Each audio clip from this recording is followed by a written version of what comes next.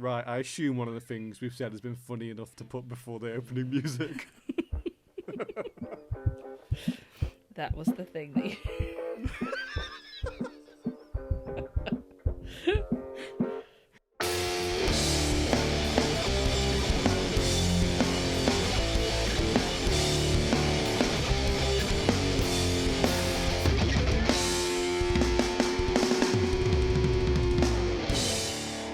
Hi there, and welcome to the Marvelless podcast, your superhero movie detoxing podcast with me, your co-host Josh. And your other co-host, Lauren. And I could just turn it on, Lauren, apparently. I could go from... I could go from no idea what's happening to podcast host in a second. I'm still trying to suppress my giggling. It's the skill of being a white guy with glasses. I think we've all got a podcast host inside of us. I want to be the kind of people that when people see me walking down the street, they go, "Oh yeah, he's definitely got a podcast." Is that because you're wearing like a t-shirt saying podcast host? Yeah, and underneath that, hero. How are you today, Lauren? I'm good. How are you? I'm good, thank you very much. I just want to say, Lauren, it looks like you've got like a weird 45-degree creak in your neck. Has that been caused by anything? I mean, I've kind of watched those films back to back, and my neck hasn't actually recovered. Do you want to just give that a quick crack for yourself? Oh yeah. Oh, I didn't make the noise. It's alright, I'll add it in post. It'll be really funny. Or I won't, and this will be funnier. We'll decide later. Yes, the Marvellous podcast, where we take the entirety of the MCU and the entirety of the rest of the cinema and decide which is better.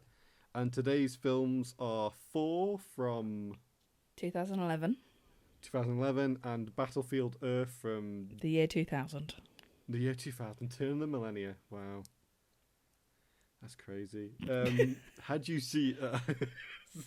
so I get some more Marvel podcast lore as always. I very recently turned 30 and my age has been dawning on me a lot more, and the year 2000 just feels a very long time ago now. I was like, I think I was 12, maybe 13 in the year 2000. I was 7. This is the good thing about, by the way, of having like a age crisis when you have a podcast with someone who's older than you, and you're like, "Oh, I'm really going through it, Lauren," and inside you're probably just like, "Shut the fuck up about your age." Literally everything makes me feel so old. It only gets worse, Josh. You'll just feel like every time you look at something, you'll be like, "Oh my god!" Like you'll just see something on social media like, "This song is 20 years old today," and you're like, "I listened to that when I was 5. Like, what's going on?"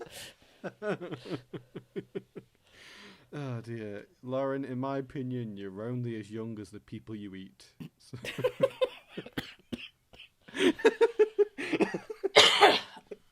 Oh my god. Should have saved that for the Halloween episode. Although saying that, thinking of when this episode is released, this could be the Christmas episode. God knows. Merry Christmas, Josh. You know what, Laura? Merry Christmas and happy holidays to you too. That's either super timely or super untimely. It's fine. Oh, Sainsbury's dear. have got their chocolates out, and they've put signs on it all now saying it's never too early. I'm like, it is too early. It's September. Yeah, I think February 2nd too early. You know what? I'd even argue December 27th too early to start buying Christmas chocolates. Do you ever do that when it's a couple of days after Christmas and you go around someone's house and they've got the decorations up and you're like, a bit early for all this, isn't it? Usually, like my sister-in-law, like she puts her Christmas tree up quite early, but Boxing Day she's like, I'm taking it all down. I've had enough, and her house is just like bare. It's not like Christmas never happened. She rips the wallpaper down from the walls. Yeah. what links Thor and Battlefield Earth? This is the very creative Dutch angle. Yeah, could you explain a Dutch angle to me like I didn't spend 30 grand on a film course? Well, it just means putting your camera at some kind of tilt. It doesn't seem to be specific. No. And it just has kind of no meaning, from what I can tell. From watching two films that are covered in a Dutch tilt. Yeah, I did quickly go to the library at work today and get out a film studies book and just quickly flick through what is the point of like a Dutch tilt or a Dutch angle, and it's like, oh, it's meant to create an unearthly and like a suspicious kind of thing. And I think that's something both of these films fail to achieve with a single one of their Dutch tilts. I couldn't tell what it was trying to represent on either film. Like, some shots were angled, some shots were straight, but most shots were angled, so it was unclear if they were trying to, like, tell you something with that shot. It was just very, very bizarre. Yeah, it might be a Roger Ebert quote about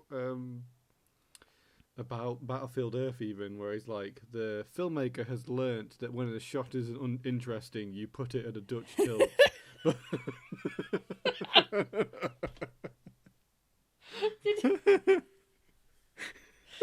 you actually say that about that film? I believe so. I've something to that effect, I believe. Oh my gosh. The right. sass. The sass. Good old Ebert. Anyway, we're saying. I mean, he was wrong about some films. But, you know, mostly right. I believe he maligned the Thing, the John Carpenter version, when that came out. As a bit of a, like, nothing. But now that's, like, considered one of the greatest horror films of all time. Never seen it. Oh my God, Lauren, you're killing me with this. You're killing me like the Thing would kill me. I think we were like watched a bit of it at uni in a class or something, but I've definitely not seen all of it. Well, I hosted a film club where we watched The Thing outside in freezing cold conditions. Outside? Yeah, because it's a film in the heart of winter as well. So it was like -2 when we were watching this film. Oh God, I remember going to one film club class thing, but that was definitely inside. Yeah. So, Lauren, would you like to talk us through Kenneth Branagh's Thor? The film lovingly starts with the Paramount logo once again. Yes, it's happened. I was like, oh, the Paramount logo. I best write down for Josh so he's happy. We could call the podcast done now. I don't need any more. I've got one person in the world to care about what logo the film starts with. I didn't really care that much, but I was like, oh, it's Paramount, not Marvel. So now I'm like, oh, when's it just going to be Marvel? When have they made enough money? Yeah.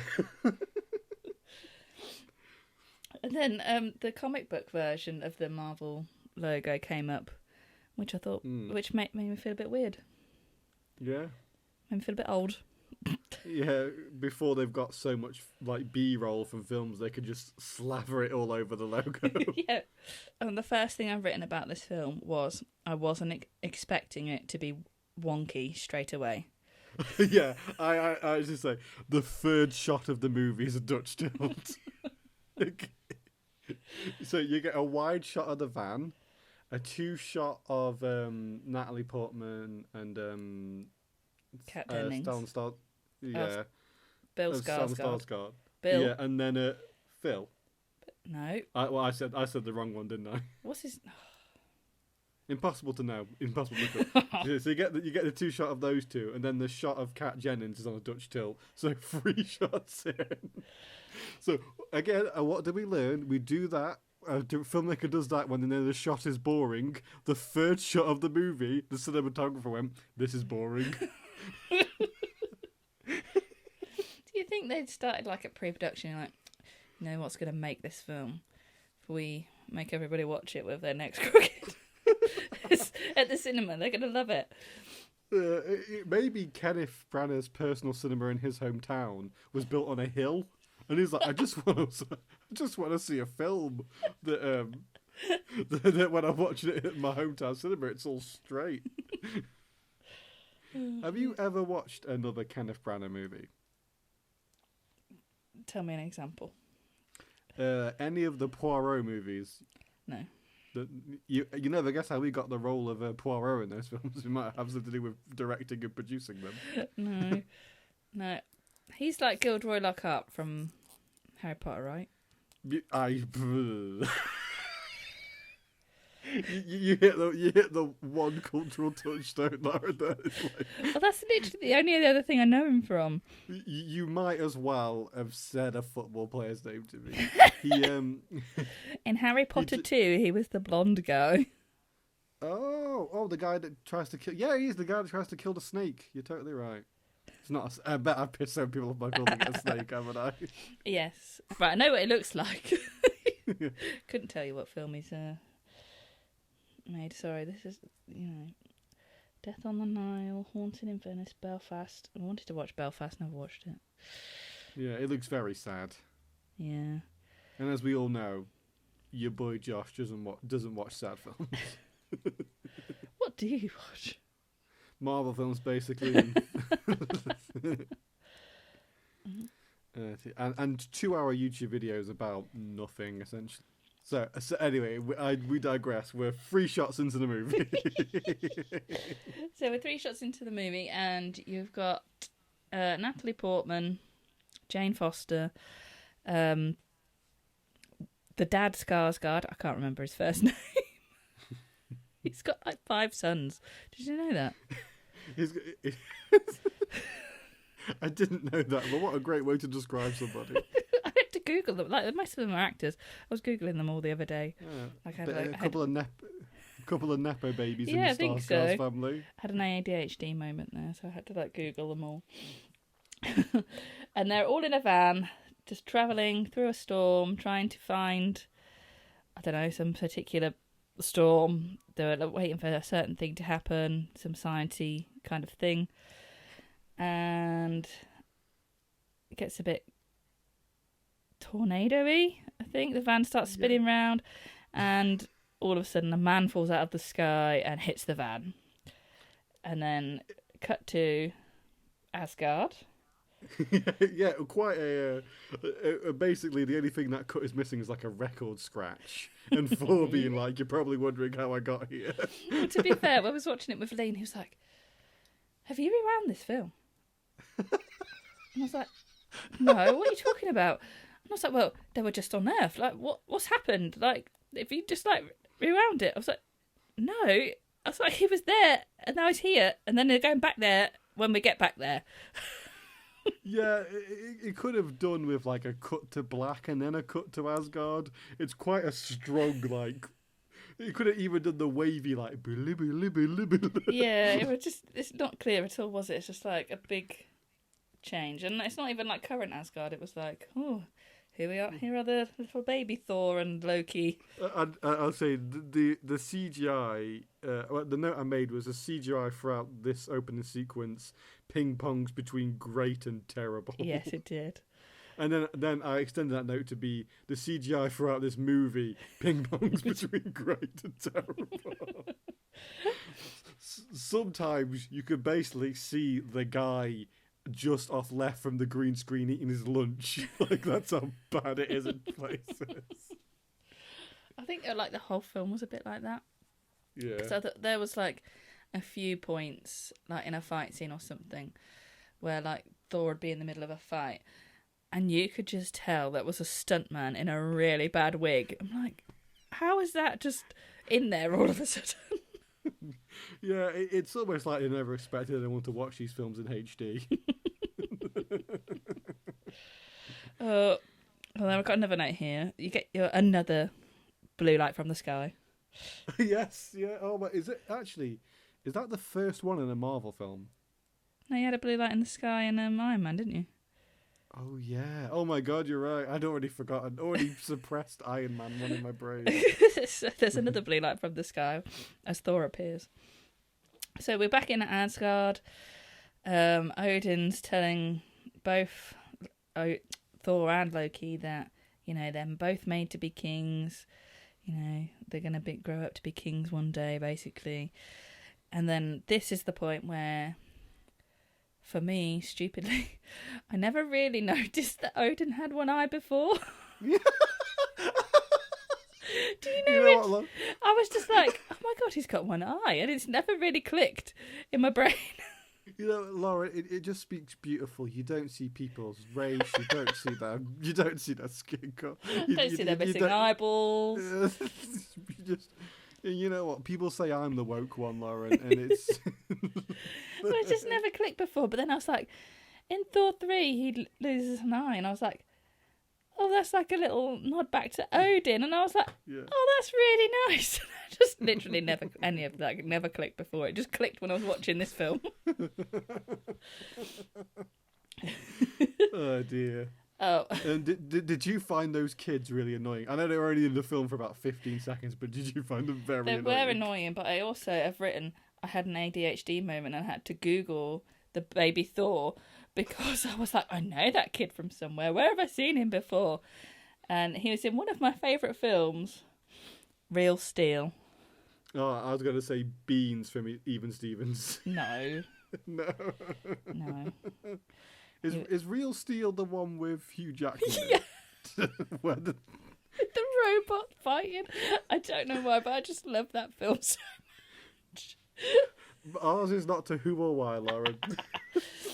But I was like, yeah, he's the little boy called Max from that. Would you recommend Real Steel? I love Real Steel. Would you recommend it more than, maybe not to spoil, would you recommend it more than Thor and Battlefield Earth? Yeah, would you? I don't even like Hugh Jackman that much, and I really like that film.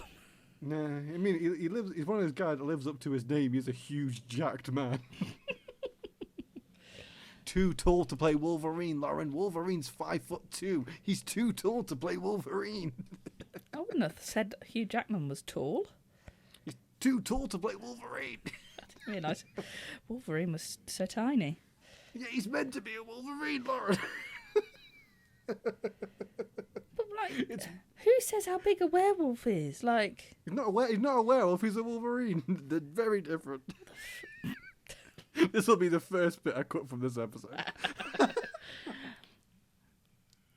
What's the difference between a wolf and a Wolverine? Wolverines are smaller.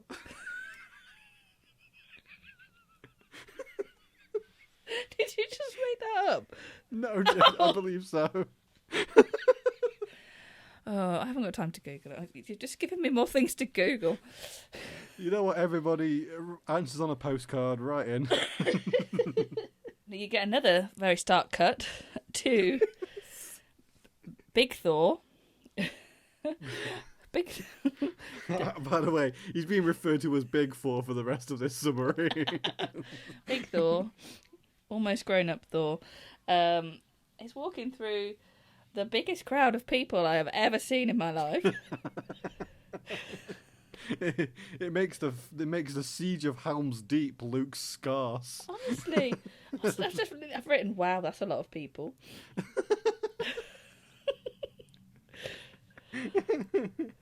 And he's just sort of like coming in, looking very smug, very pleased with himself, with his weird beard.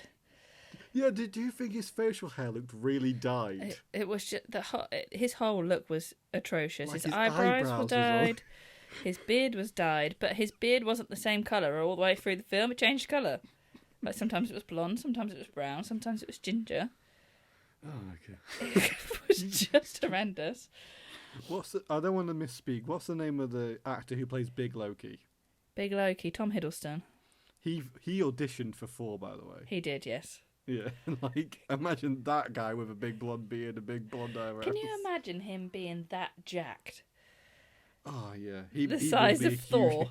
He would be a huge jacked man. He's the perfect Loki, though. He really is. I can't imagine anyone else playing it other than all the people that play it in the Loki show.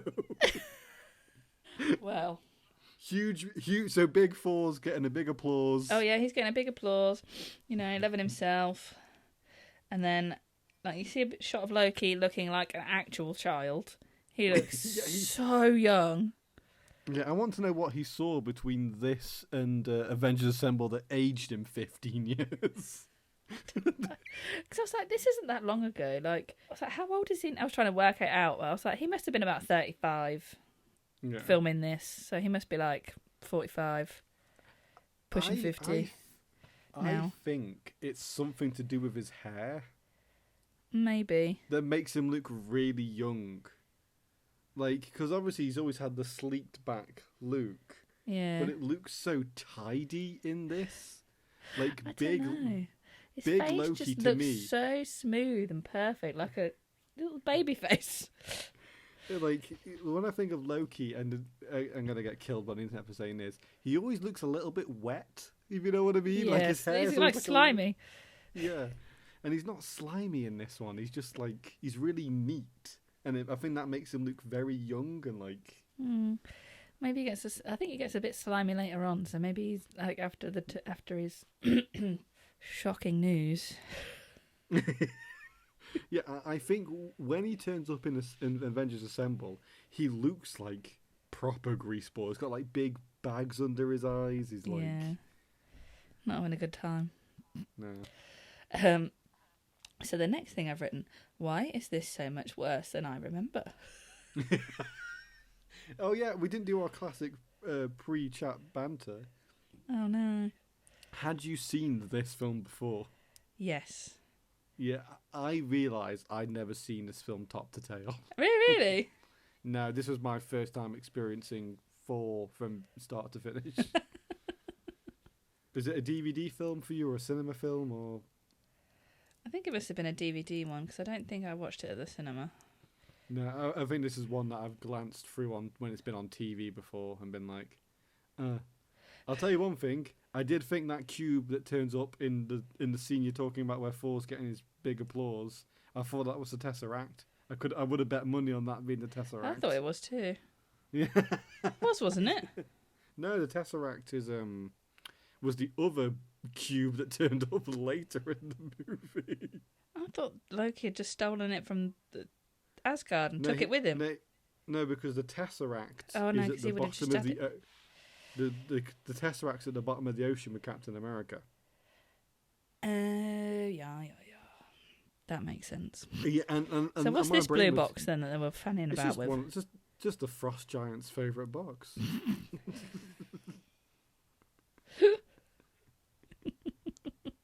Yeah, so then some really CGI-looking grey men come to steal that, as with that box we were just talking about. While Thor's getting his, and I don't get why these three were CGI, but some of the others in the film weren't. It's like, could they not afford 3 guys in makeup for this day? I don't know. I think they were mainly in the shadows. I don't think they were like intent on having them talk or anything, were they? I don't know. But I know what you mean. Like some of them were, like all the close-up shots of like guys in makeup talking, and then anything that's a bit further away, like just chuck a CGI one in there. Got a bit of extra money today. Kenneth's like, oh, I love CGI. When I was on the set of Hamlet, talking to Robin Williams, he was like, oh man, CGI's the future. So there's a bit of a fight scene. So I've written here, it was not very subtle when the frost giant touched Loki's arm. Oh yeah. So Thor and his friends go to kick the shit out of some frost giants because they ruined Thor's bar mitzvah, basically, and and then they're fighting the frost giants who, as Lauren was saying, depending on whether they're in close up or mid shot, vary in quality.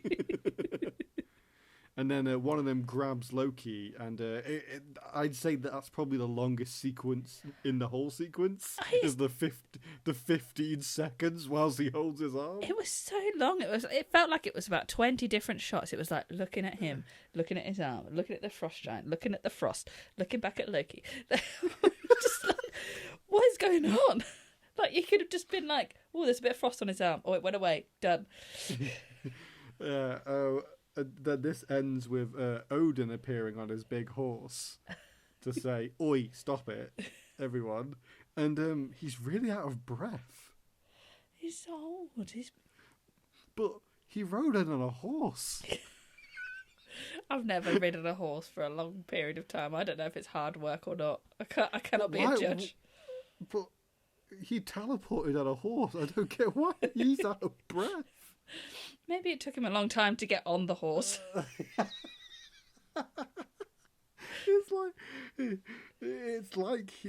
like they forgot to do that shot, and they're like, "Oh fuck, get Anthony Hopkins running back to set now. We've got 100 foot of reel left in the camera. Anthony, just do your lines now." And he's like, I think he was just meant to be like old and frail. yeah. Yes. But yeah, they could have easily cut this film down. I think there was a lot of shots that were very, very long and unnecessary. And then, so after Thor took all his friends to go and fight the frost giants and endangered everybody's life and endangered Asgard, basically, by trying to ruin the truce that Odin and the frost giants have, he gets punished by his dad. He's basically grounded. He's stripped of his powers, banished to Earth, and he is now immortal. And this is where you end up back with him crashing into the van, and you're back where you started at the beginning of the film. Yeah, and I was thinking about this whilst I was watching it. I was like, is it better they did it in one long flashback, or would it have been better with smaller flashbacks throughout? And I actually think the smaller flashbacks would have been way more annoying.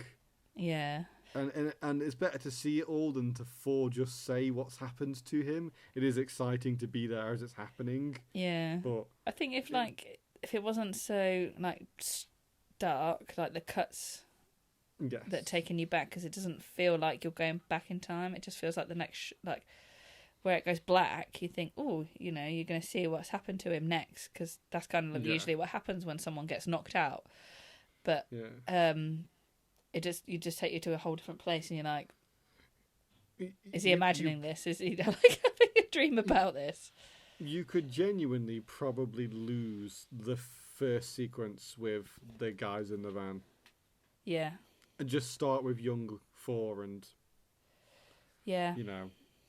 But obviously that's there because it wants you to ask questions of, wait, how did Thor end up like that? But then you also don't, in that opening sequence, you don't see that it's Chris Hemsworth who's fallen to earth. No. Oh. Hindsight, hey? Yeah. I assume they got to see at least one final cut of the film before they released it.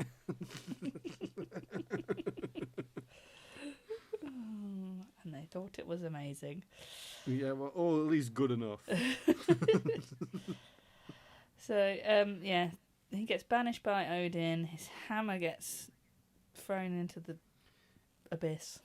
Yeah, he gets whispered into. Oh, yeah. Whispered sweet nothings into.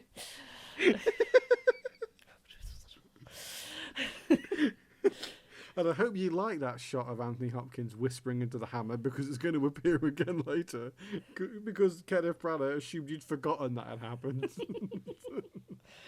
But the thing is, I was trying to say to Lee that I didn't realise that Odin had threw the hammer in the same portal. Yeah.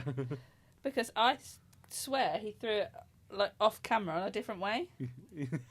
Oh, the 180-degree rule in this film means nothing. diddly squat. It means nothing. So I was like, why is this hammer ended up so close to him? When he threw it in a completely different direction. But apparently it was the same portal, but, just making no sense film-wise. I'm saying, so far until this point, this film had felt very, very overacted. Yeah. Something I really struggled with in this film was the performance. Yeah. Because it is Kenneth Branagh, big, performance acting, and like Anthony Hopkins is like slaying it because he's like an amazing actor. Yeah. And it might be a bit too much heavy lifting for Chris Hemsworth to deal with. I think he's just not that type of actor. I don't think No. It's not that he can't do it. His acting talents lie better elsewhere. I think he's a very funny comedic actor. But like Tom Hiddleston, he's a very Shakespearean actor. He does a lot of Shakespeare like plays and stuff, and Loki works well for that, and Odin works well with it. But I've literally written everything is so Shakespearean. Yes, it's just so everything in Asgard is so pompous and ridiculous. Yes, I agree. I have put Thor is instantly more charming when he's on Earth. Yes. Like when Act 2 of the film starts with Thor on Earth, I was like, oh, this is actually a way better movie. And they're like, could they have cut all the Asgard stuff? Yeah. I think Asgard just adds that pompous element to it. Like, I don't think that's the real Thor, and I don't think Thor really knows who he is. Yeah. Until he lands on Earth with nothing. It's like when I think it comes back down to basically a lot of superhero films that you see in Marvel was like, who am I without my powers? Yeah, that is the Spider-Man story, truly. Yeah, and that's Iron Man 3 as well. Yeah, I think Iron Man 3 does a way better job of who am I without the suit. Yeah. I think it's a weird story to start with, because I don't know who Thor was with his powers. Yes. No, I know. Obviously, we've got a bit of a taste of it. We've seen that he's arrogant, and he flipped that really big table with all that food on it. So funny. It's like you're not very grown up. Yeah, a little strap with the table. Yeah, take it out on the table, Chris. It's the table's fault, isn't it? Oh dear. Yeah, but I Chris Hemsworth does shine when he's the only person doing Shakespearean acting, when everyone else is giving these quite normal performances. But like the kind of amdram aspect of his Thor performance really works. Everyone else is just like jeans and t-shirts. Yeah. You know what I mean? A bit more casual. Yeah. Yeah, so back on Earth, he is hit by the car. They take him to the hospital because he seems a bit crazy. Yeah. Then he tries to fight everyone in the hospital. And then they basically tranquilise him to keep him calm. And then... And then they break him out of hospital because Natalie Portman wants to know. I say break him out. They take him from hospital because Natalie Portman wants to know how he was in that storm, because they've got a really shitty photo of like an outline of a man inside the middle of the storm. When did they take that picture? Maybe they were watching. Maybe they had 4 on DVD and they freezed it. Oh yeah. So they've broken him out, and then did we cut to Phil here?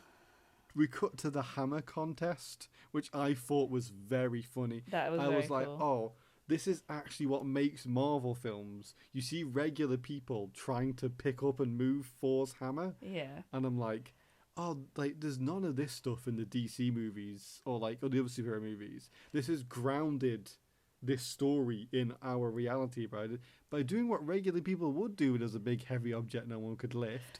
Get a shit ton of people get drunk and they try to lift it. And that was really funny. I really liked that. But then when the FBI have come in and they're like, oh my god, like this thing from outer space, the crater is so much smaller. Oh yes. The crater the crater certainly downsizes when they build their tent city around it. Thor decides that he hears them talking about the competition. They're like, oh, there's something in the thing and nobody can move it, nobody can lift it, it's really heavy. And they're like, oh, it's 50 miles west of here. some unspecific place, and he just starts walking there. And I think Jane eventually gives him a lift. Yeah. I was saying then Thor goes to break into S.H.I.E.L.D's new tent city that they've built. And I feel sorry for the first agent that Thor knocks out, because you get a close-up on that guy's bald spot as he's lying on the floor. And I was like, I imagine this guy, he's got a bit part in this superhero movie, but it's directed by Kenneth Branagh. He's like an actual proper actor. He played Hamlet. He's at Shakespeare. So he's got all his friends and family around to come watch the movie in the cinema, and his bald spot is 20 feet wide, projected on the screen in front of all of his loved ones. He might have been really proud of that, Josh. I mean, people go bald. That's nothing. There's nothing wrong with that. But it's, from my understanding, it's polite not to mention it. But he mentioned it. You could just see it. No one mentioned it. They did just burn it to celluloid forever, and then transfer that celluloid to digital image forever, and then project that onto in front of everybody. I'd rather someone just go, "Oh, Josh, you're going bald," than that happen. Oh God. So yeah, then basically Thor sneaks in. Sneaks is a strong word, Lauren. Yeah. He kicks the shit out of every agent. Well, he puts on like a poncho at first, doesn't he? Yeah, if I timed it, I think it'd be about 32 seconds. He sort of like sneaks in, beats the crap out of everybody in there, and then it starts to rain. Yeah. And then he has his emotions in the rain, as per the Hulk. Yeah, he does literally cry to the heavens, doesn't he? I was expecting him to rip his shirt off. Oh, that would have been good. You get a little Hawkeye cameo here, actually played by Jeremy Renner. I've written it. Do you know what's better than a gun, right? A bow and arrow. I mean, to Hawkeye, because he literally he goes to grab a gun and he was like, not today. I'm gonna kill my bow and arrow. You know what? I remember watching that scene when I was younger, and I was like, "Why is this asshole not got a gun?" Can you think of, in all of the MCU, a single scene where Hawkeye and Thor interact? I bet there is one. Answers on a postcard, people. I reckon at the house, at Hawkeye's house, Thor would have said something. Well, he puts his thing on the hook, doesn't he, and says hello to the kids. Yeah. But then he goes to get naked in that cave, doesn't he, so he can have a vision. Oh, yeah. I'm sure they would have said something to each other, at least once. It wouldn't shock me if they're the two Avengers that don't actually know each other's names. Bet none of them know each other's names, really. Well, Tony and Steve know who each other are, because they're always, having a fun. daring each other. Yeah. So, yeah. He has his emotions in the rain, cries because he can't pick up his hammer. And then Dr. Selvig basically takes him back. It's like, "Oh, you're Doctor whoever, you're my friend." And I assume that's a probably cameo with Thor's alias that he has in the comics or something. So, just before Dr. Selvig rescues Thor from Tent City... Loki comes to tell him that he's banished from Asgard and his dad is dead, and that his mother doesn't want him to come back. Yeah, just some classic Loki trickery here. I think at this point someone should have dropped like a barrel of grease on his hair. Yeah, and made him really slimy looking. It was so mean. Like, he's a complete butthole. That's what I've written here. Loki's a butthole. Yeah, I saying Phil's talking to Thor just before Loki arrives and just after, and I was like, I do really miss Phil Coulson. I love Phil's amazing. I love Phil. And I was like, I'd like to see him interact with other heroes. Yes. I could imagine him interrogating Moon Knight and people like that. Yes. Because at this point, he's just essentially Nick Fury's field guy for finding him some Avengers. That would be a very cool mini-series, just like Phil Coulson interviewing everyone for the Avengers. Yeah, but that would be a perfect series. I would watch that. So after Dr. Selvig takes him for a beer, and then you get to the best part of the film. Is that the Food Fighter song, Lauren, that's playing in the bar? It is, yes. And then I had to Google all of this, and apparently I've written down the days. So the Foo Fighters album came out on the 12th of April. Mm-hmm. Thor came out on the 27th of April. Kenneth Branagh heard the song Walk and was like, that's like the best song that represents Thor. I need it in my film. And then they frantically had to like get that in the film. Oh man, if they were doing edits that late in the game, they could have cut a couple of scenes out. Oh, and then Phil makes an Iron Man reference, which I really liked. Like, that guy never tells me anything. Oh yes. And then we're cut into Lumberjack Thor with this little weird shirt that he's wearing. Yeah. And then he sort of like tries to become a bit more normal. Like make some eggs. You know, tries to be a half decent human being. Yeah. His beard changing colour a bit more. Yeah, he can't help himself at this point. So yeah, he just sort of like tries to get on with his new life on Earth, doesn't he? He's chilling. Yeah, he tries to get on with his new life on Earth. He knows he can't go home, you know. And then Loki sends a big metal thing from Asgard to kill him off. Basically. The Destroyer, if you will. The Destroyer, yeah. You do see it briefly in the beginning of Thor. And it kills a couple of CGI guys. Oh yeah, it just. I think you call that Chekhov's Destroyer, I believe.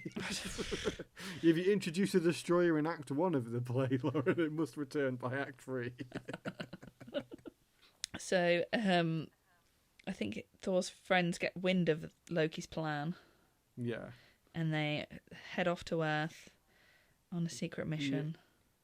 Yeah, you get another Tony Stark reference when the Destroyer arrives, because Coulson's like, is that one of Stark's? Oh, yeah. I want to say the Destroyer's design is very cool. Yeah. He is like just essentially a suit of armor that's filled with like hellfire. It's just like, it looks like he's made of swords. Yes, he's like with a big fire inside. He looks like something straight from a Jack Kirby comic. Like he wouldn't look out of place in a comic book panel. And it was just really cool to see that realised in the film. Oh, yeah, that's cool. So I put here, the Destroyer then goes and kicks the ever-loving shit out of one of Thor's friends. Just the one. Yeah, just the other guy that could be the other Thor. You know who I mean? The guy with the big beard and the long hair. Oh yeah, chubby Thor. There is some very funny shots of him just being flung about. Yeah, but then this thing's got laser eyes. You could have just pummeled him very quickly and very early on. So they have their big battle. Thor's friends try to help, but nobody can defeat the Destroyer. He's just too strong. Thor says, "You know what? I'm just gonna give my life. I'm gonna kill myself. I'm just gonna, walk in front of him and let him shoot me with his laser eyes." And he's like Loki's talking. He's like talking to Loki through the Destroyer. Yeah. And he's like, "Oh, don't kill me, Loki. It won't be dead. It wouldn't be nice if you did." That's my pitch perfect Chris Hemsworth impression of this. Yeah, it's basically he kind of says goodbye to Loki and says this isn't gonna heal you or whatever it is. Yeah. And then Loki kills him.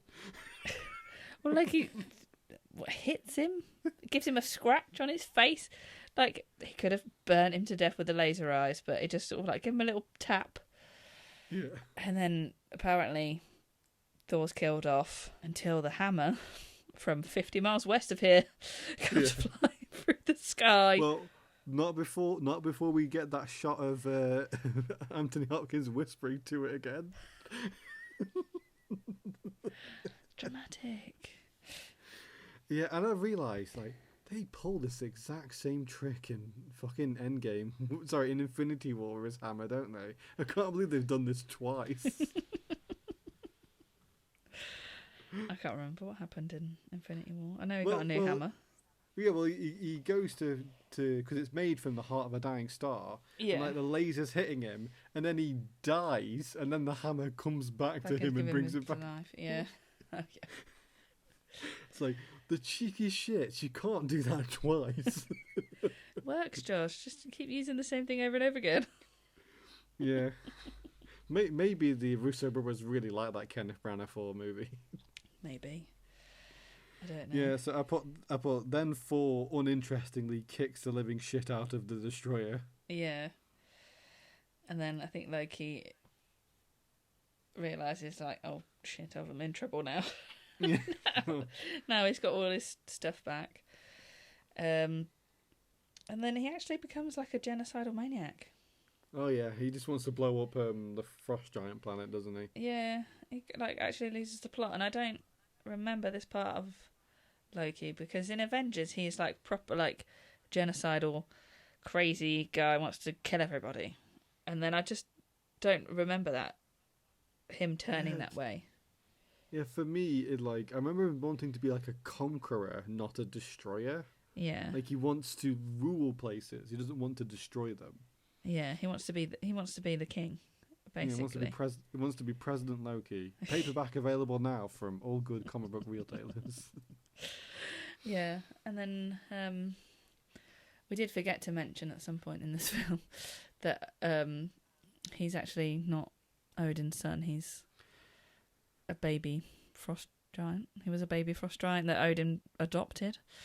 Yeah, but Odin knew he was going to be a runt because he was too small, and that's why he's the size of an Asgardian. Yeah, something like that. He wasn't the size of a normal giant baby. Yeah. So he was left to die. So Odin took pity on him and took him away, knowing that he would never be king. Yeah. So then Loki, quite not selfishly, but his dad has done this really nice thing for him, like rescued this poor boy. Yeah. And he's just like, you know what? I'm not happy about that. I'm gonna kill you when you're asleep. Yeah. Yeah. So Thor and Loki on on Rainbow Road, in between throwing blue shells at each other, get into a big fight. Oh, and Loki throws himself off the first time he dies. Yeah. I was just thinking, there's a bit in that fight where Thor puts his hammer down on him to hold him in place. That was so funny. And I was like, why doesn't he do that? That is such a good move. Why doesn't he do that more? I really, really loved that. That was so funny. Yeah. You should have just left him like that. Yeah. But he had to break up the road, so Loki couldn't go and cause trouble. Mario and Luigi are going to be furious. How will they find Princess Peach? Oh my god! I just forgot that actually is a plot point in the Mario movie, isn't it? The Rainbow Road is. Ooh, no fruit too low hanging for the Mario movie. And then you end on a movie I did enjoy, by the way. I liked that. No, it was good. I enjoyed that. Did not enjoy the Peaches song about 50 times a day after that. You can put on other music, Lauren. You don't have to listen to that. You argue with a 4-year-old. Oh, it wasn't your choice. I get it. No, it was not my personal choice. And then you end on the best part of Thor, the Foo Fighters in full. And I'll play legally the exact amount we're allowed to play before we get copyright strikes. Two notes. And there they are. There we go, guys. It's Walk, isn't it? That's the song. Yeah. Yeah, cool beats. I was saying, this film, we get the return of the fancy credits. They're not as Did fancy. not pay attention. They're not as bespoke as the credits do get, but like it's flying through space as you're getting like Chris Hemsworth's name. Yeah. Yeah, a bit more nice. Yeah, and then you get the title card of 4 at the end. And I'm like, that was a really long cold open. It was like almost 2 hours. But it was like, it just says Thor will return in the Avengers. I was like, that is a massive spoiler. Yeah. About what's going to happen. So let's do some scores, Lauren. Oh, And I'm actually going to need your help. Because people, I don't know where it's come across so far. Lauren doesn't pre-score. I do pre-score. I meant to pre-score, but I forgot. But there's one score I couldn't actually come up with. Oh, really? The overall film out of 5. Oh, yeah, that's a tricky one. So I'd like to essentially steal your answer. What would you give it out of 5? Okay. So overall, I would give the film a 3. A 3. I'm going to give it a 2.5. Because I enjoyed it less than that. This film really did ping pong for me. Like, yeah, it was. There's so many bits that I actually enjoyed, but there's so many bits I was like, this is long and boring. It just it needed a bit more middle ground. It was a bit up and down. Yeah. So I'm just going to kind of be in the middle. Ish. Acting, I gave it a 2.5. Yeah. I'll give it a 2.5 too. Anthony Hopkins was very good. Tom Hiddleston was very good. Phil Coulson was very good. Yeah, Phil Coulson was very good, but I think that's just that guy's natural charm. He's just like... he's just the perfect Phil Coulson, isn't he? Yeah, everyone else was a bit meh. Yeah. Like even Natalie Portman, and I was like, why did they I was thinking, like, why did they cast her in this film? And then her only job in this film is to ogle at Chris Hemsworth and say how attractive he is. Yeah, but she's supposed to be some smart scientist, and she just comes across so useless. Yeah, she does not pass the sexy lamp test in this film.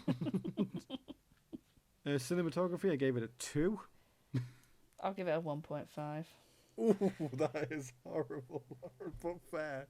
I don't think personally the lighting and everything is bad. It's just the sheer the framing and angles was just too much for me. Like, I was trying to work it out, and I was like, some people the angle people, and some people the like.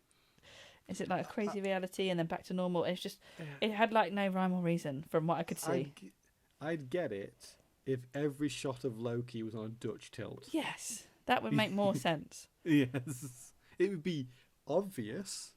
Yes, but it would be meaningful. Yeah, and it just doesn't have any rhyme or reason. It just made no sense. It just seemed to be some very weird aesthetic choice that I didn't enjoy. No. Editing, I gave it a 2 because it is truly one of the... This might be the worst edited film we've watched so far on this journey. Yeah, I would agree too. It was unnecessarily long in places. Like, some things were like painfully shown to you. The fights were awfully... I could not understand what was happening in lots of the fights. Oh, and that's the point. Some of it was so dark... You couldn't actually see what was going on. Yeah. And especially in the fight scenes. I was just like, I can't see anything, what's happening. And it's going so fast between shots. I'm like, no idea. No. Sound, I gave it a 2 because other than the Food Fighter song, I couldn't think of another interesting thing that happened with the sound. It was 1.5. It was awful, the music. I really did not enjoy any of it. Okay, and then the thing that always swings it for these early Marvel films for me, Lauren, the costumes got a 4. Because it's 4. I will give it a 3.5, but only because like the Earth costumes and everything else is just a bit meh. But like if they were on Asgard, just on Asgard, if they weren't on Asgard at all, you'd be like, this is like a 2. Yeah, I would. I totally would. If the costumes sucked, Lauren, I would have liked the costumes less. But I know exactly what you mean. I didn't really like Thor's outfit. No, his t-shirt and jeans. No, not his t-shirt and jeans. His actual costume. Oh, like the classic OG. Yeah. I just thought it was a bit Shakespearean. It gets a point because at the start he is wearing his helmet. Yeah. Yeah, and They have such iffy feelings about putting an helmet on that guy's head, don't they? If it was Tom Hardy, they'd cover half of his face in metal and trust that he could act through it. Like, he got a clean 15 from me, Thor did. I got a 14. 14. A 14 and a 15. There we go. That's got to be one of the lowest scorers so far.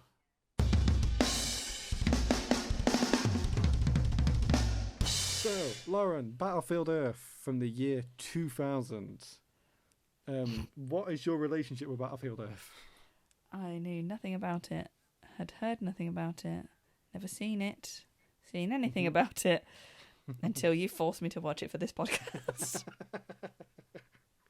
Yeah, so I don't know what the original film was to do with, we were going to compare Thor to, but when I remember one night, I was literally sat there just thinking about films, because I'm a cool guy who has hobbies and I think about films. And I was like, oh man, yeah, I've heard of Battlefield Earth. Isn't that film's like famous for being like nothing but Dutch tilts and like overacting. And I was like, hang on, that'll be the perfect comparison to the Thor movie, which is famous for its Dutch tilts and its overacting. I think you also forgot that the film is famous for being one of the worst films of all time. Yeah, it's won awards for being the worst film of all time. Yeah, released in the year 2000, directed by Roger Christian. Do you know much about the origin of this movie? I mean, I was Wikipedia in the page today, reading the Wikipedia page today. Some guy wrote a book, but like I think it was like John Travolta's like love project. Like he really wanted to do this. Yes. So, Battlefield Earth is based on the first half of a book by L. Ron Hubbard, who is the inventor of Scientology. Oh, I knew there was a big like Scientology element, but I didn't realise he wrote the book. A religion that John Travolta was a part of. Is he still not Scientology? I don't know whether he still is a Scientologist, but at the time he was a Scientologist, so that's how John Travolta got attached to this massive Scientology project. If we thought the Swifties were going to get mad, if we thought the Marvel people were going to get mad, Scientologists are the one group you don't go after. They've got Tom Cruise on their side. He's almost as tall as Wolverine. Scientologists scare me a bit. It's a weird one, isn't it? Because this is all off base. Scientologists, write in, please. It's a money religion, isn't it? Like you pay more to be better in the religion, don't you? I have no idea. I'd watched a little bit. There was an actress. I think her name's like Leah Romani, and she was in like King of Queens, like TV show. But she kind of like infiltrated it a bit and did a bit of a documentary about it, and it was very, very strange. But like more and more things are coming out about Scientology. You know, like the guy from that 70s show, he was a Scientologist. Oh, the guy who just got arrested. He got arrested, yeah. And you know, like apparently, like the Scientology people have been paying to like keep a load of all of that information quiet. Wow. We might have to cut some of this from the podcast before we get killed. No, it's fine. I've always wanted to watch Louis Theroux's My Scientology movie. Oh, okay. That'd be cool. I watched an interview with him recently where he talked about how they've just stopped following him around. Wow. Yeah. That's scary. Because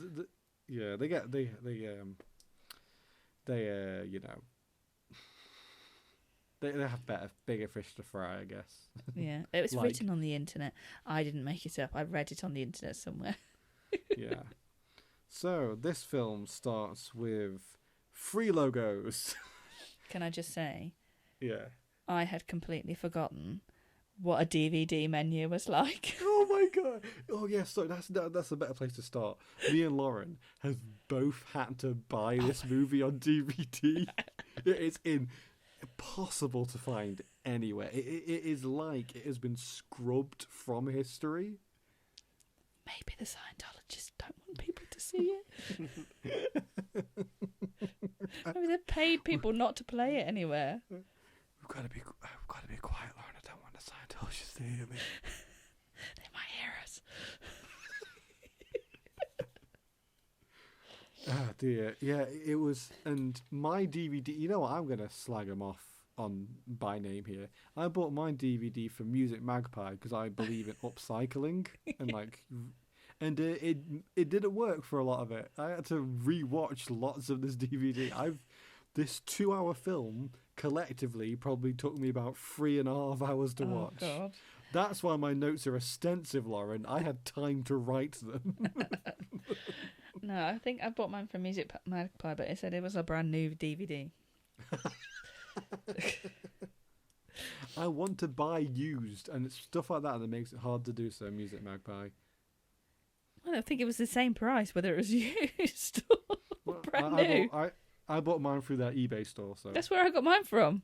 oh my! Why was mine shit then? I've actually not reviewed that yet, so maybe I'll give it a bad review. That'll be my first bad review on eBay. Ask him if we can send it back because it doesn't work. No, And you haven't got to keep it forever. Nah, you know what? I'm going to host a contest at some point, and I'm going to give that DVD away as a prize. We can give both DVDs away. We can have 2 winners. I'll sign mine if you want that. I'll sign on the back of the disc as well, because it'll work just as well as it did for me. So, like all great sci-fi epics, Battlefield Earth starts with text on screen. And I've written here, if you have to explain a film at the beginning, it's not going to be very good. There's only one film I'd argue that does that, Lauren, and it works, and it's Star Wars. I wouldn't say that works. Ah. I didn't think you trust me. liked Star Wars that much. No, I love Star Wars, Lauren. Oh, God, you nerd. But I'm one of those Star Wars fans that admits how bad it is. Oh. I'm a level-headed Star Wars fan. I'm not massively keen on sci-fi. So I was just like, this film's definitely not going to be good after reading all that garbage. Star Wars isn't sci-fi, Lauren. It's space fantasy. It's not based in science fact. It's based in like wizards and stuff. It's more about magic than it is about robots. It's fine. Unlike this film, which is based in science shit. So we get text explaining it's the year 3000, and I was like, oh my god, Busted are going to be travelling back in time soon to tell me about my great-great-great-granddaughter. But it's like the year 3000, but everyone is a caveman and can't speak. I'm like, I don't understand how that's happened. It makes no sense. I was like, if it's the year 3000, there'd be like technology at least laying around on the floor that people could use. It's like so aliens took over Earth because they want to mine all the gold, but it's like they tried to kill all the humans, but it's just like they removed all of human history as well at the same time as killing them. So then we get the flash of the title where we get Battlefield Earth's second subtitle. So technically the title of this film is Battlefield: Earth: a saga of the year 3000. Yuck. So yeah, as Lauren says, we meet this like human tribe, they're like all caveman-y, and instantly no one understands the concept of blocking in this movie because the framing is fucking awful straight out of the bat. Oh dear. We're introduced to Johnny Goodboy Tyler. That his name is never fully said in the film. I had to look up what he was actually called. who's played by Barry Pepper. Yeah. I couldn't think. Could you name me another Barry Pepper film? Well, I had to, I can't watch a film without going, oh no, from somewhere. I'm going to have to Google him. It was actually in The Green Mile and another that's a good film. He's been in at least 2 films. He's been in at least 2 films. I can't remember the other one off the top of my head. But yeah, he was in The Green Mile. I know that he's one of the actors who has actively gone out of their way to state they regret being in this movie. It damaged basically everyone involved's careers. Like, wow. it is like a colossal failure on all levels. Yeah. I was reading the write-up about it, like what happened at the box office, and it opened the same weekend as Gladiator. Okay. And it did really well the very first weekend, and then after that, people realised it was a bag of shit. And then they had to close the amount of theatres that they were showing it in to try and save money. They stopped showing it in places to try and recoup some of the money that they were spending. Man, what a bad weekend for cinema is Gladiator and Battlefield. Gladiator was alright. Gladiator was fine, but I think as culture has advanced, I think there's been kind of a second, or like a reevaluation of like Gladiator. People go, Gladiator is actually a little bit pants. Yeah, I think, times have changed. I think in the year 2000, Gladiator was a very good movie. Yeah, and then other films came out. Wait, you know how it was like Barbenheimer? Where was Battlefield Gladiator? Like, where's that crossover? There's no social media, was there? No, and also in the past, it wasn't considered novel that 2 films would come out at the same time. No. It actually speaks to the dire state of cinema that people get excited that 2 films are coming out at the same time. You know what? People wouldn't be calling it novel if Barbie wasn't a woman's film. If it was just another man film, they'd be like, oh, they wouldn't care. Wouldn't make a fuss about it. But like, oh, Barbie versus a man. Oh, who's going to win? Yeah, Barbie, massively. It's just like it's like the 14th highest grossing film of all time now. Exactly. Just another plight against women, that is.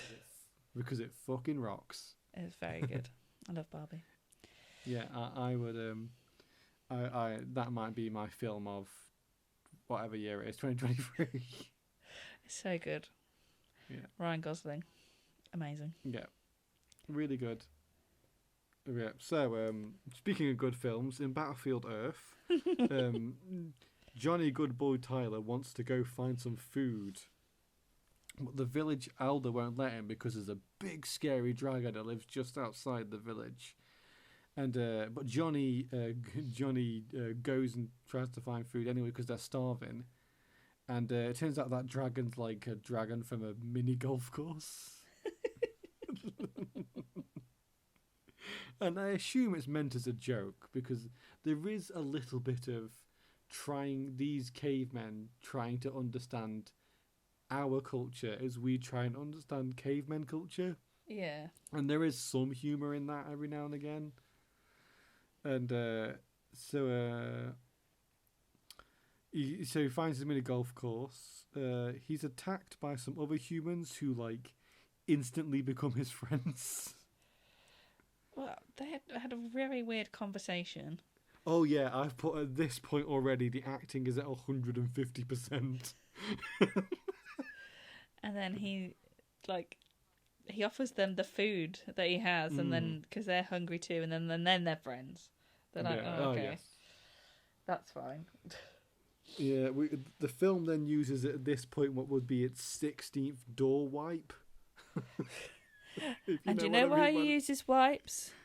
Because apparently, whatever his name is, Richard Christian, was George Lucas's protege. Because after Quentin Tarantino turned the film down, they went to George Lucas next. Oh, that is such a step up in director of quality. And apparently George Lucas had to turn them down, but he recommended his best protege, Richard Christian, and which is why there's so many pissing ugly Fucking Star wipes. Wars wipes. Yeah, again, I like Star Wars. One of the things I dislike about Star Wars is the wipes. But this is not even just a wipe. This was like a double wipe from Yeah, both sides. You get a barn door wipe. It was horrendous. But I've literally have not written many notes, but I've written the colours, the wipes, the acting, the sound, the lack of sound. So they walk through a PS2 background of a Resident Evil game that's meant to be a destroyed city. I was like, Lee, that's a painting, and he was like, what? I was like, they've just painted a picture there. It's like a very traditional matte painting. Again, if this is George Lucas's protege, George Lucas was the king of the matte painting. That guy knew how to use a matte painting. Dear. Yeah, so they walk around the city. They get like some human history wrong. It's very funny. We then that night they get attacked by a strange being, and in a sequence which I describe here as stolen from the deepest, darkest part of Zack Snyder's brain. It's like all set to the highest, most octane musical, like choir, orchestra music of all time. It's all in slow motion, and it's impossible to understand what is happening. It makes no sense. But you say it's like all this orchestral music. Some of it was nearly silent.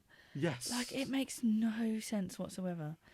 And I was like, I can't understand what they're trying to focus on, or what they're trying to make you feel like, because there was no sound. Yeah, it's like it's all green at this point as well. Oh. Like, and it ends with that shot it stole from Blade Runner, with him being shot as he goes through the glass. And I'm like, yeah. This is just like... But they shot them all, and I'm like, oh, well, they're all dead. Because he had this, like, really, like, lasery gun. Mm-hmm. And I was like, oh, thank God the film's nearly finished.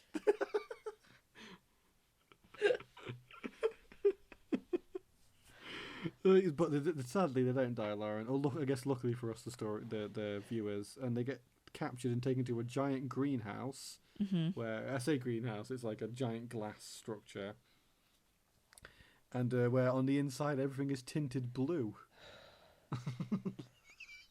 I think they went through every colour of the rainbow with the tints in this film. So apparently, the cinematographer has gone on record to say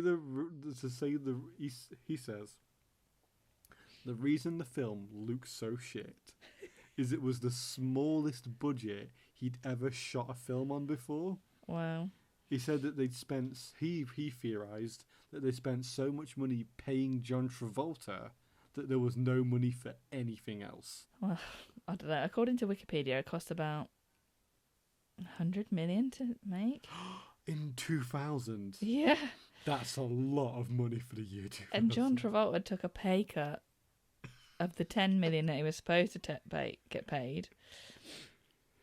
How much did they pay Robert Downey Jr. to be in Spider-Man Homecoming? It's like reportedly $11 million. I have no idea. Yeah. Something like that. 100 million. I'm sure it was like that. Everything Everywhere All at Once cost $14 million to make. You could have made basically 10 Everything Everywhere All at Onces for this budget. I believe you did. It cost $100 million. I really do. Oh my god! So they get taken to this big ceiling. This big building, which it turns out to be a human processing plant in Denver. John escapes and steals a gun and kills an alien. He runs away, and then he runs instantly into a John Travolta who's got the biggest forehead you've ever seen in your life. Oh dear. And then instantly, I can't decide whether I like this choice. Instantly, up to this point, the aliens have all been speaking like gobbledygook. But then the aliens start speaking English, and then the humans are speaking gobbledygook. Yeah. Because it's from their perspective. And I was like, that's a clever choice, but a confusing choice. No, I know what you mean. And it's really emphasised by the accents that John Travolta is doing in this movie. Oh, it's just all very strange. I like. How would you describe his voice?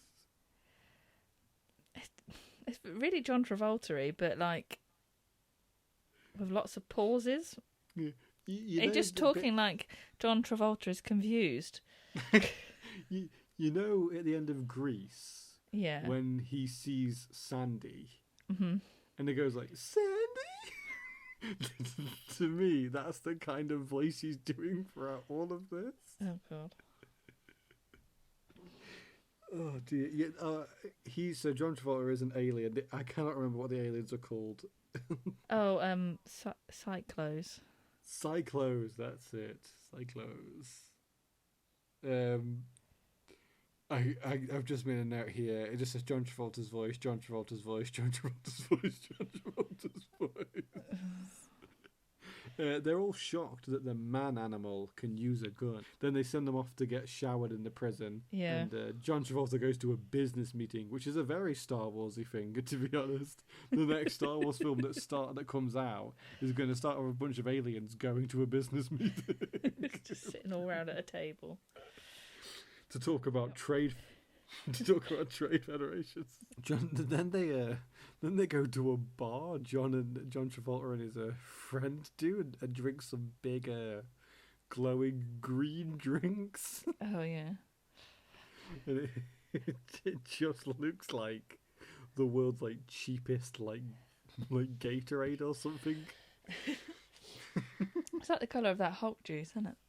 Yes, oh my god, it's the return of Hulk Cola again.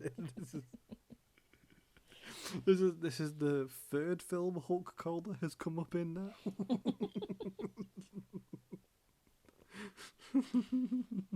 What was the other one? Oh, and Professor. Nutty Professor. Yeah, well, it's obviously in the Hulk. It must be Nutty Professor. Yeah. Unless it's in Iron Man 2. No, it might be Iron Man 2. I can't remember. No, his juice was black. Oh, yeah.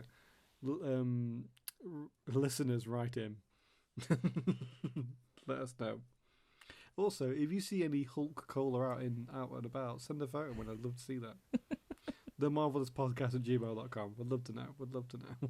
So, what's the name of the gentleman playing John Travolta's right-hand man? Is it Forrest Whitaker. Yeah. You know, they got some real famous people to be in this film, and I don't really know how. Yeah, well, he's another one of the people that's gone on the record to say that he regrets making this. So, after beating the shit out of a guy in human prison, human Johnny establishes socialism. He's like, we all get to eat at the same time, and he's holding up like green slop that the humans get fed. Because there was this guy who's like, my gang gets to eat before all the other people. And then he beats the shit out of him. It's horrid. Johnny, it's bad that I've called him John Travolta and Johnny. This is really bad. Travolta has a drone that manages to find a fresh vein of gold on Earth that nobody else gets to. It knows it's there, and John Travolta, we thought he was going to get promoted to leave planet Earth, but it turns out he's done such a good job. He's going to have to stay there till he dies. It wasn't that he's done a good job.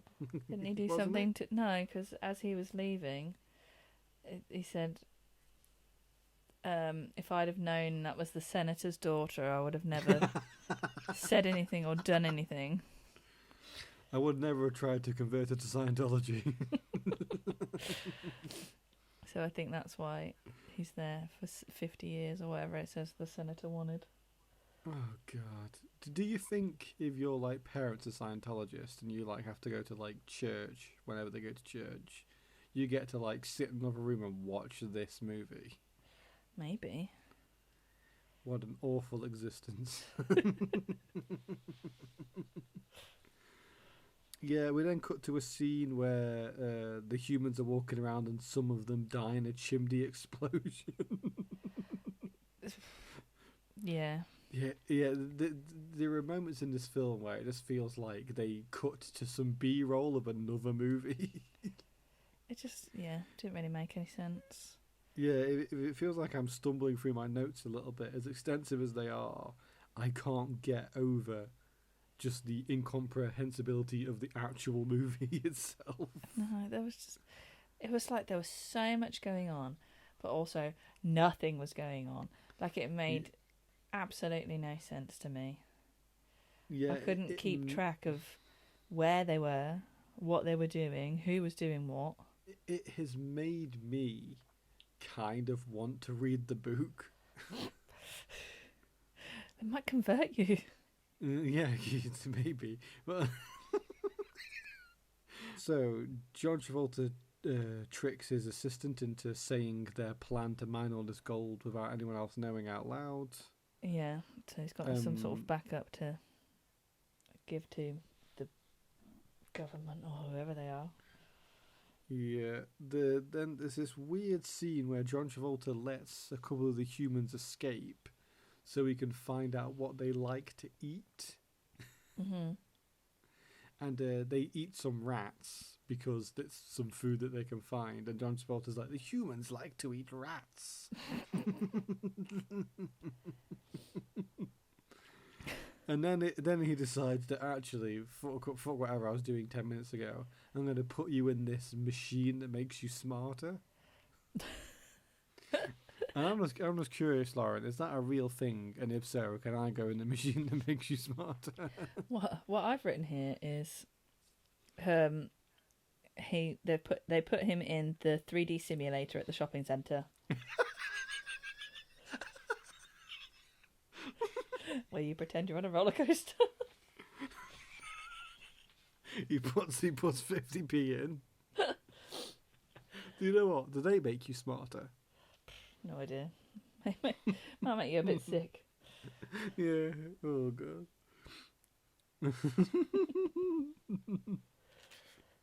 So.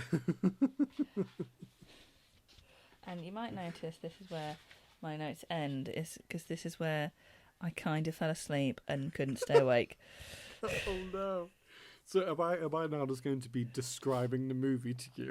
I woke up in places, so I might be going, oh yeah. Okay, so Barry Pepper's girlfriend, who we saw at the start of the film, finds Barry Pepper's horse, which is finding. Oh yeah, I remember. I saw the horse come back, and she was sad. It was by itself. She goes to try and look for him. Some of the humans try to escape, and it doesn't work. And John Travolta takes Johnny Goodboy Tyler to a human library so he can brag about how all the humans are dead. Saying at this point, going in the brain zapping machine allows Johnny Goodboy Tyler to speak alien, but he's not let the aliens know that he can speak alien yet. What? Yeah, he tries to hide it from them for a while. Oh, I remember him, like, John Travolta was screaming at him, and he could understand what he was screaming, but he didn't say anything, and he was like, why can't you understand what I'm saying? Yeah, he's playing a trick. Oh, okay. That was not clear to sleepy me. Yeah, so whilst he's in the library, he reads the Declaration of Independence, which means fuck all 1,000 years into the future where all the humans are dead. But it did make me think, is it just America that's like this and the rest of the world's completely normal? Oh, God knows. It's also it's not expressed here, but this is where he also learns about Fort Knox, which will come into play later on. Right. John Travolta then flies human Johnny to a field so he can blow up a cow. John Travolta then reveals he's got Barry Pepper's girlfriend and puts a bomb collar on her neck, which is very nice of him to do so. He then uses this to Uh, sorry, I've just read my next note. He then uses this essentially to blackmail human Johnny to get the humans to go mine the gold for him. Yeah, I remember seeing the big like collar of shame, and then he was like, "Oh, here's a Yes. pretend one. This is what's going to happen." Yes, and he blows up a random human's head. Yeah. Human Johnny gets to play in a flight simulator, which does look like something from a supermarket. You put a couple of quid into. I do want to say, Because he learns to fly their ship with John Travolta, doesn't he? yes, because he needs him to fly to go mine the gold. Yeah. And this is not the first flight simulator we're going to see in this movie. Is it? At this point, I think I was actually enjoying the movie. Oh no. Like, not on the merits the film wanted to be enjoyed on. But like, John Travolta is acting his little heart out. Like, didn't you He's say so you watched... like serious? Yeah, I did. I watched a DVD extra about him, like getting into character and having the costume fitted and stuff, and they talked about like how they spent, I think it was basically one day, not very long, like trying on different things to try and make the character. But I think basically what they wanted to do was I think it didn't look enough like John Travolta for John Travolta's liking, because he's the only one that you could really tell that's the actor. All the other actors have a lot more, or the cyclos have like crazier looking faces, don't they? Mm-hmm. So I think he was like, oh look, this is really toned down for me, I'll go for that. It's me, Johnny T. At some point, Barry Pepper has gotten the information that the aliens essentially explode if they go near nuclear weapons. Oh right. Yeah, like we all do, but the aliens really explode if they go near nuclear weapons. Fair enough. Something to the fact that they don't breathe oxygen, do they? They might breathe like nitrogen or something, or Oh, I've no idea. I know they had them crazy nose clips. yeah, but they don't breathe oxygen basically. Right. And so they make a plan to nuke the aliens' home planet. Yeah. And this starts with they're not going to mine the gold. They instead go to steal all the gold from Fort Knox. and like a James Bond villain. Then they also go to a military base where some of the humans use a flight simulator to learn how to fly fighter jets. And then this all goes off, this sequence backs and forths for what felt like half an hour. And then the time to enact the big plan happens, where all the humans escape their cage, like a massive riot. The humans are like all breaking out. It looks there to be about 6 alien guards. And so as I said, the last 20 minutes of this are all action set piece.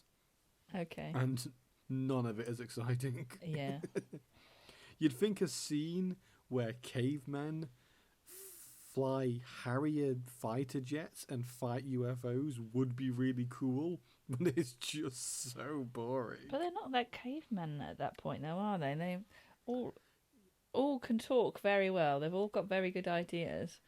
By the time all of this happens, they're suddenly like, they're not like these dumb cavemen anymore that can't speak. Yeah, I would like to know like the actual amount of time it takes place during the film. Yeah. It's like something you don't get from the Lord of the Rings film is like it takes place over like 8 years. Does it? But the films will make you think it's a big week. Wow. Yeah. Yeah, so they explode the big human processing plant. John Travolta is tricked to blowing up his own arm with the bomb collar. It's very strange in a sequence that I watched twice and couldn't understand how it happened. Just the whole tone of the film, to be honest. Yeah. One of the lesser humans is transported with a nuclear bomb to the aliens' home planet, and they set off the nuke and it explodes the entire planet, killing all of the aliens. And the human. And the one expendable human. Oh. And we cut to the next morning, and John Travolta is locked in a cage in Fort Knox. Wow. And it kind of ends on we're going to go blow up more of your aliens, because they assumed they were going to get a second movie. Yeah, I did say that on the Wikipedia page, that it was left open for like a second film. Well, the second half of the book, because it's only the first half of the book it's based on. Oh my good God. The end, Lauren. And I was thinking that scene with John Travolta in the cage kind of plays like a post-credits scene from a Marvel movie. Maybe that's their inspiration. Maybe so. So we do some scores, Lauren. Go for it. I've actually pre-scored. Oh, amazing. So the film for me got a 2. I've given it a 1.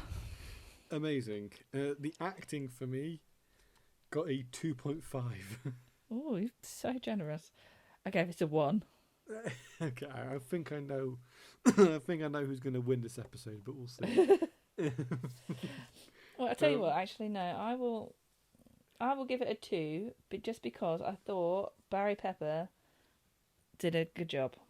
I was wondering, because everyone's performance is huge and like ridiculous, but then all of them are meeting the film at its level. Yeah. Like no one's phoning it in. Like they're all just they're all committed 150%. But yeah. The issue is everyone's committed 150%. I think that yeah. The cinema. Not the best film. No, the editing I gave a 2. Did you give I've it a 1? given it a 0.5 just because I literally couldn't understand what was going on. Yeah, that's very valid, Lauren. The cinematography I gave a 1. I've given it a 0.5. The sound I gave a 2.5. Right, I'm sorry, I gave the sound a 0.5 because the lack of sound was making me so infuriated. Yeah, maybe I found the sound charming because I had to watch a couple of scenes a few times for the DVD to work properly. This is like a major action sequence. This is meant to be exciting. Yeah. And you have taken away all of the sound. Oh, I actually think I know where this point came from. I think I like the sound the alien gun made.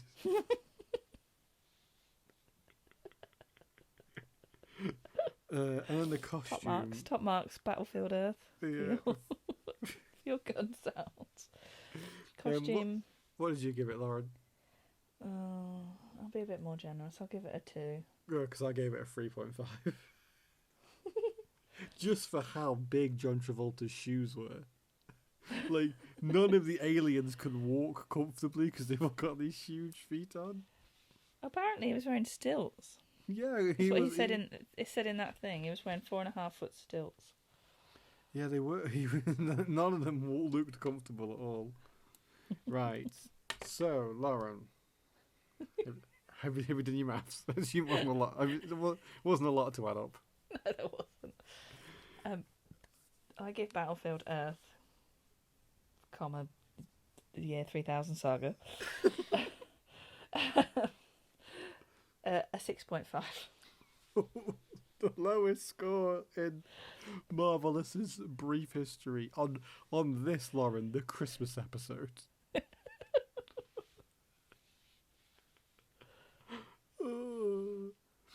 Oh dear.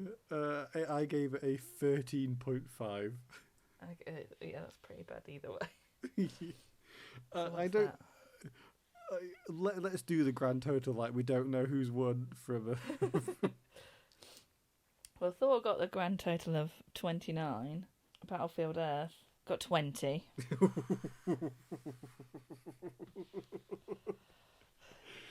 There we go, guys. That is another score for MCU versus the rest of cinema.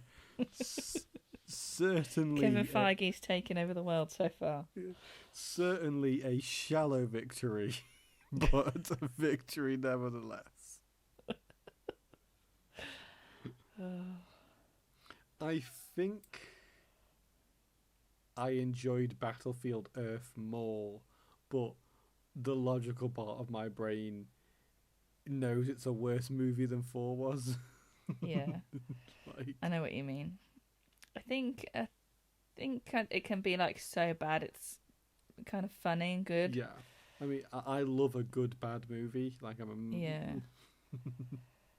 But I was just like, I couldn't bring it in me to find the funny part of it. I was just like, this is too horrific. I cannot carry on watching this. I mean, Lauren, you win the record for being the first one of us to fall asleep in one of the movies.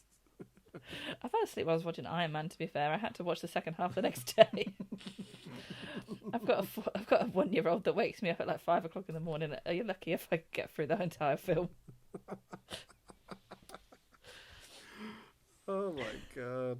Oh dear.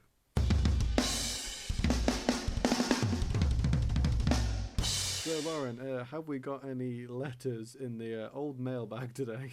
Yeah, just let me open the mailbox. Bear with me 1 second. Would you like me to read the subject line?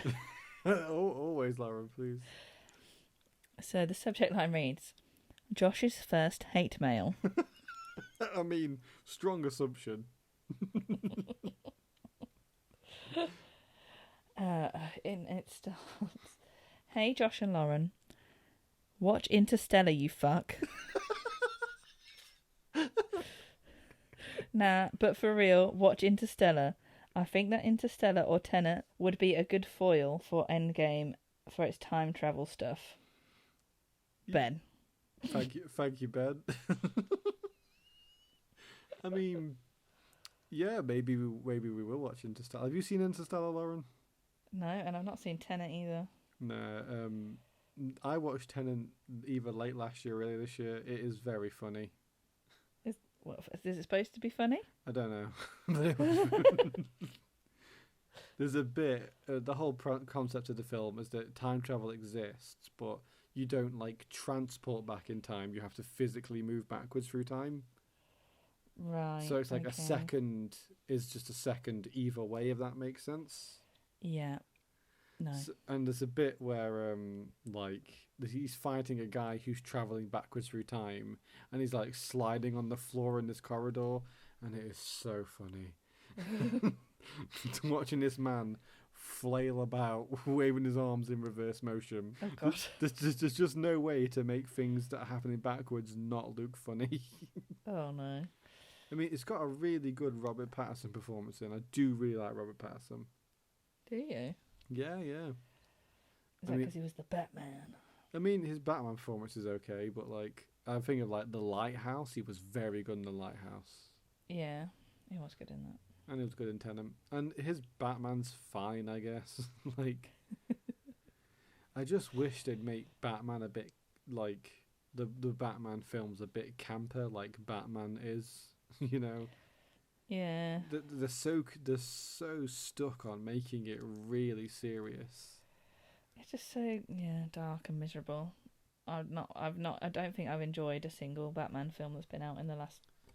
I don't know. I didn't even enjoy Dark Knight, to be fair. What about Lego Batman? I don't think I've seen all of Lego Batman. I would sincerely call Lego Batman probably the best Batman movie ever made. It just looked quite funny, but I have just literally never got around to watching it. It understands what makes Batman tick as a character, and and how funny it is to try and make him serious as a character when he preoccupies a very stupid world. So Lauren, this is it. We've come to the end of the podcast. If anyone has any more hate mail, please feel free to send it in to themarvellouspodcast@gmail.com. Yeah, I think you were waiting for me there, and I was like, I can't remember what it's called. Yeah, I got embarrassed by forgetting one of the email addresses now, so I've memorised what it is. I'd like to thank you all for listening to this episode. Yes, thank you for everyone that listened to us so far. I'd like to thank Luke for the music. Thanks very much, Luke. I'd like to thank you, Lauren, for joining me on this journey as always. Thanks for suggesting this journey, Josh. It's been fun so far. Oh, don't you'll make me cry. On this the Christmas on this the Christmas episode as well. Oh, look outside. We could have to be watching Iron Man 3 on the Christmas episode, surely. I don't know. Lauren, look outside. It's snowing. Oh, Christmas tree. Oh, Christmas tree. You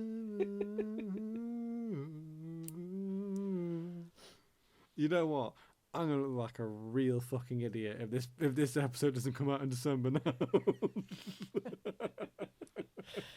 Yes, maybe we should put a schedule together and figure out when we're releasing stuff.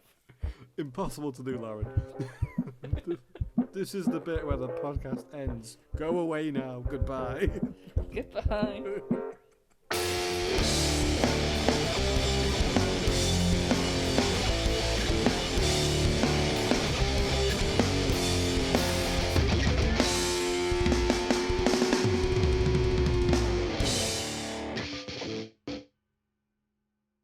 Okay, right. How does the Let me remember how the podcast works. Okay.